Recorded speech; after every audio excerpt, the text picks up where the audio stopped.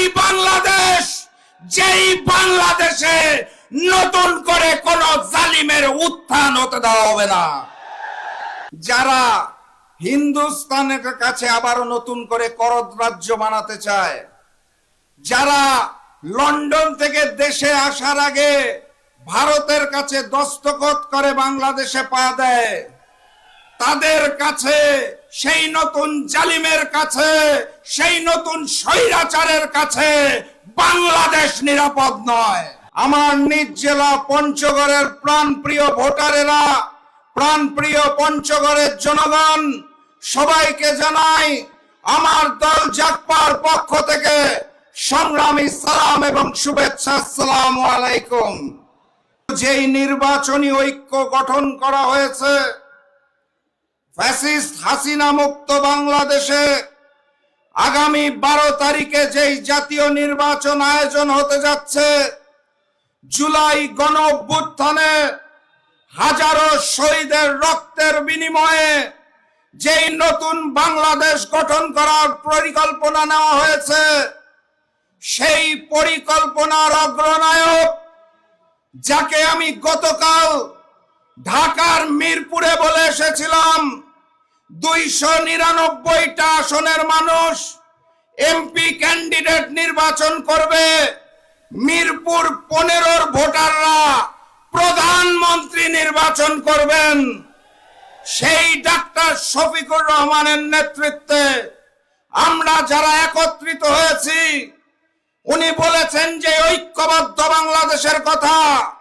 আমরাই সেই ঐক্যবদ্ধ বাংলাদেশ, আমরাই বাংলাদেশ, যেই বাংলাদেশে নতুন করে কোন জালিমের উত্থান হতে দেওয়া হবে না।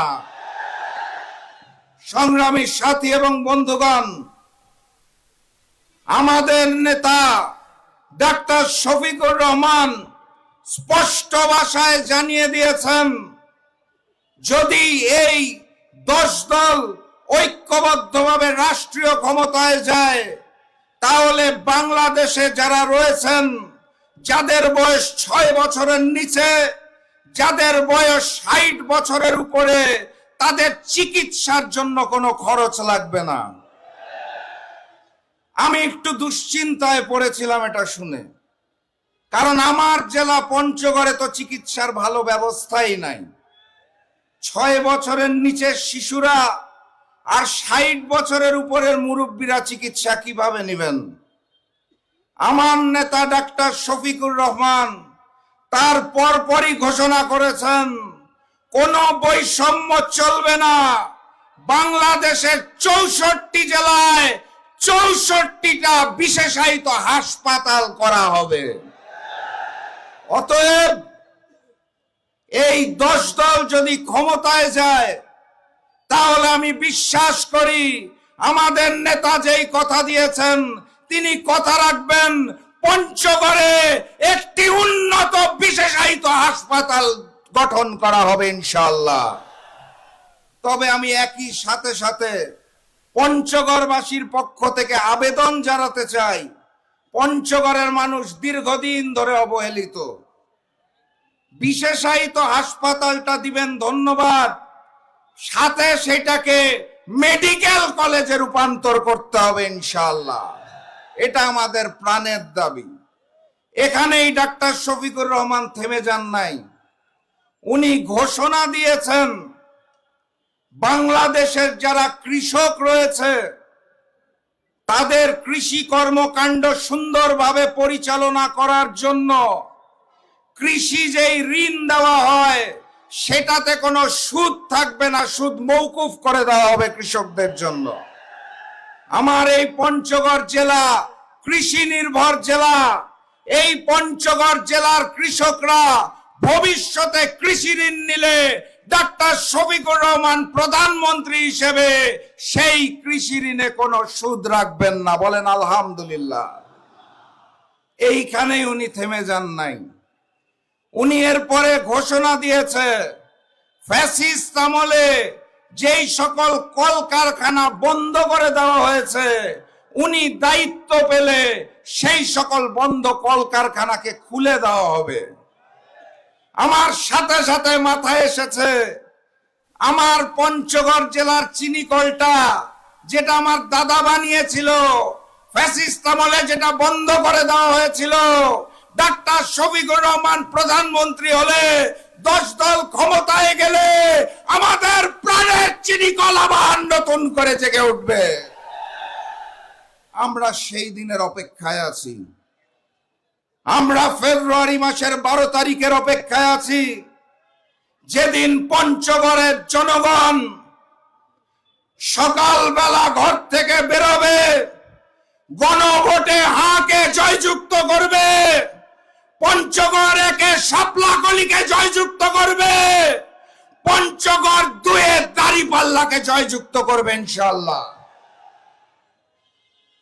আপনাদের যেটা বলতে চাই, আমাদের আজকের যিনি প্রধান অতিথি ডাক্তার শফিকুর রহমান, ওনার চুল এবং দাড়িগুলো সাদা রঙের, দেখলে মনে হয় বৃদ্ধ মানুষ। আমি বিভাগীয় সমাবেশে যখন সারা বাংলাদেশে ঘুরেছি, আমি দেখেছি ডাক্তার শফিকুর রহমান আমাদের চেয়েও তরুণ, আমাদের চেয়েও যুবক। এরকম একটা নেতৃত্ব আমরা চেয়েছিলাম, যারা আগামীর বাংলাদেশ গড়ার জন্য জেগে উঠবে, বাংলাদেশের মানুষকে একত্রিত করবে, ঐক্যবদ্ধ করবে, ইসলামের বাংলাদেশ গড়ে তুলবে, কুরআনের বাংলাদেশ গড়ে তুলবে, ন্যায় এবং মানবিকতার বাংলাদেশ গড়ে তুলবে। মহান রব্বুল আলামিন আমাদের দোয়া কবুল করেছেন। 54 বছর ধরে নিপীড়িত বাংলাদেশকে পথ দেখানোর জন্য উনি আমাদের জন্য পাঠিয়েছেন ডাক্তার শফিকুর রহমানকে। আমরা কি ডাক্তার শফিকুর রহমানের সাথে আছি? আমরা কি 12 তারিখ আমাদের রায় জানাবো?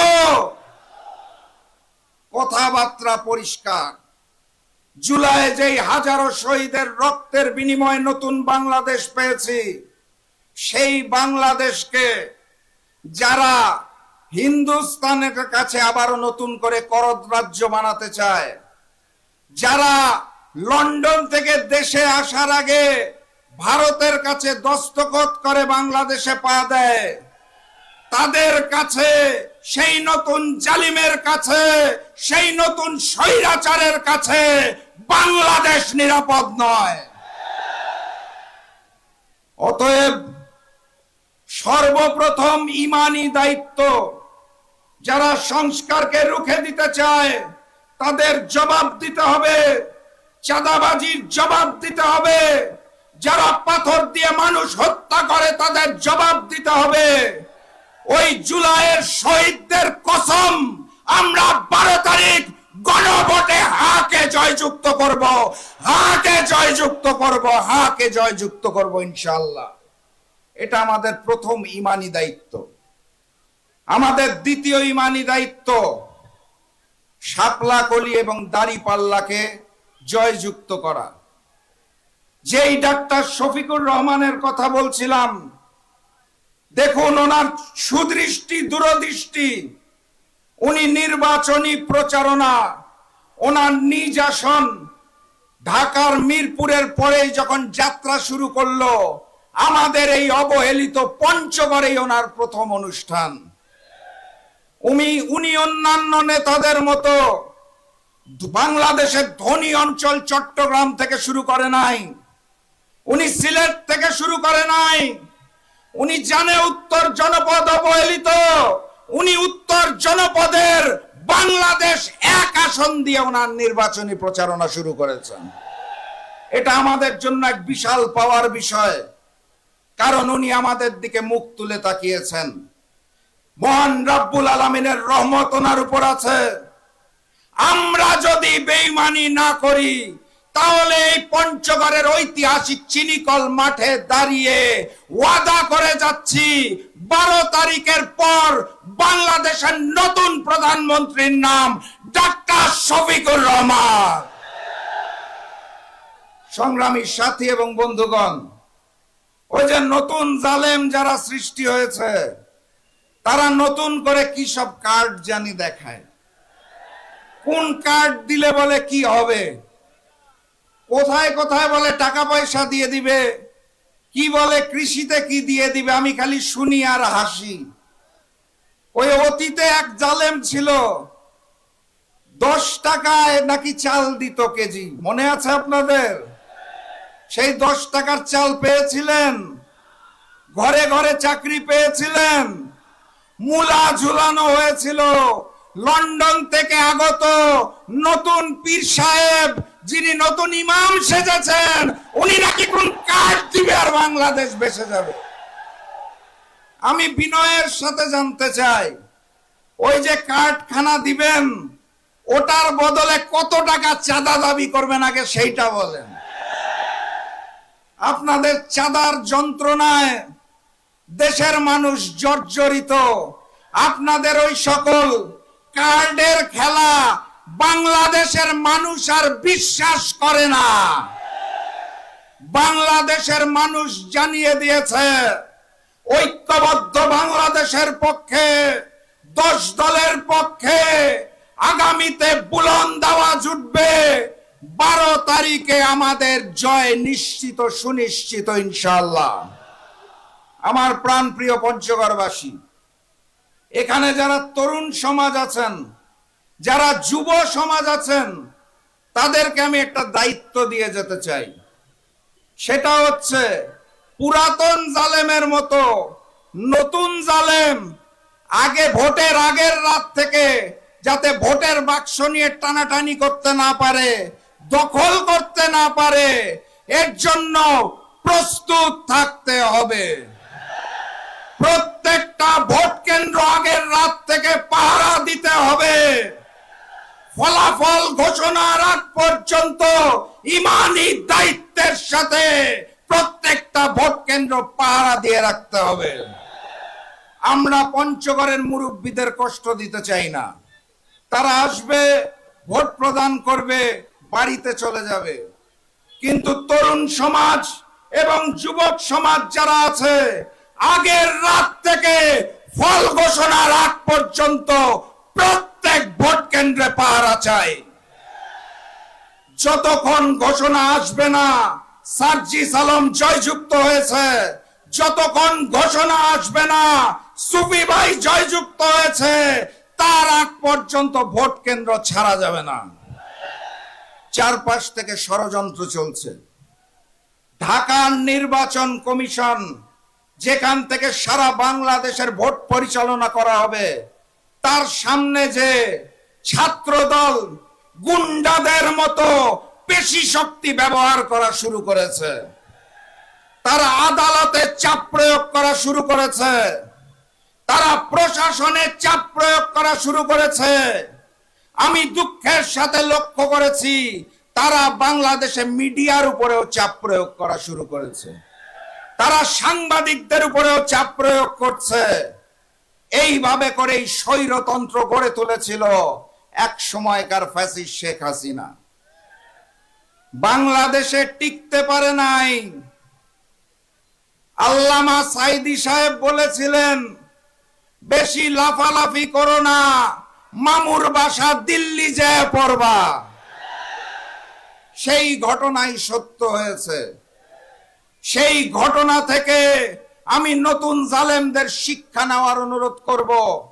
নতুবা আপনাদের বললাম, দিল্লিও নাই, পিন্ডিও নাই, আপনাদের যে পড়তে হবে ওই বঙ্গোপসাগরে। আর ওই যে নতুন করে যিনি ইমাম হয়েছেন, জাতীয় ইমাম, ভাষণের মধ্যে কথায় কথায় বলেন দিল্লি নয়, পিন্ডি নয়, সবার আগে নাকি বাংলাদেশ। উনি যতবার বলে সবার আগে বাংলাদেশ, জনগণ কানে শুনে সবার আগে নাকি লন্ডন। 12 তারিখের পরে বাংলাদেশে থাকবেন না লন্ডনে ফেরত যাবেন, সেই সিদ্ধান্ত গ্রহণ করুন। কারণ বাংলাদেশের তৌহিদি জনতা কাঁধে কাঁধ রেখে ইমানি দায়িত্বে 12 তারিখ ভোট কাকে দিবে সেই সিদ্ধান্ত নিয়ে ফেলেছে। পঞ্চগড় একের মার্কা কোনটা? পঞ্চগড় এক। পঞ্চগড় এক, পঞ্চগড় দুই, পঞ্চগড় দুই, পঞ্চগড় দুই। সংগ্রামী সাথী এবং বন্ধুগণ, আমি একটা মানুষকে স্মরণ করতে চাই। আজকে এই মঞ্চে আমরা বারবার আমার স্নেহের ছোট ভাই সার্জিসের নাম বলবো, অবশ্যই বলবো। আমরা এই মঞ্চ থেকে বারবার সুফি ভাইয়ের নাম বলবো, অবশ্যই বলবো। কিন্তু আপনারা ভুলে যাবেন না, বিগত দিনের পঞ্চগড়ের আন্দোলন সংগ্রামে একটি মানুষ সর্বদা মাঠে ছিল, পঞ্চগড় জেলা জামাতের আমির আমাদের প্রাণপ্রিয় ইকবাল ভাই। ছিল না? ছিল না? ঐক্যের বৃহত্তর স্বার্থে ইকবাল ভাই আসন ছেড়ে দিয়েছে সার্জিস ভাইকে। আমরা সার্জিস ভাইকে বিজয়ী করে আনবো, কিন্তু ইকবাল ভাইকে স্মরণ করতে ভুলবো না। কিন্তু ওনারও অবদান আছে। এটাই ঐক্যের সৌন্দর্য, এটাই আমাদের ঐক্যবদ্ধ বাংলাদেশের সৌন্দর্য। আমরা 300 আসন নিয়ে মারামারি কামড়াকামড়ি করি নাই। আমাকে যখন আমিরে জামাত ডাক্তার শফিকুর রহমান তার ঘরে ডেকে বলেছিল এই হচ্ছে সার্বিক অবস্থা, আমি সেদিন ওনার চোখে চোখ রেখে বলছিলাম, রাশেদ প্রধানের পঞ্চগড় দুয়ে দাঁড়িয়ে একটি আসন পাওয়ার চেয়ে অনেক বেশি গুরুত্বপূর্ণ আমাদের ঐক্যবদ্ধ বাংলাদেশের 151 আসন ছিনিয়ে আনা। আমার আসনের প্রয়োজন নাই।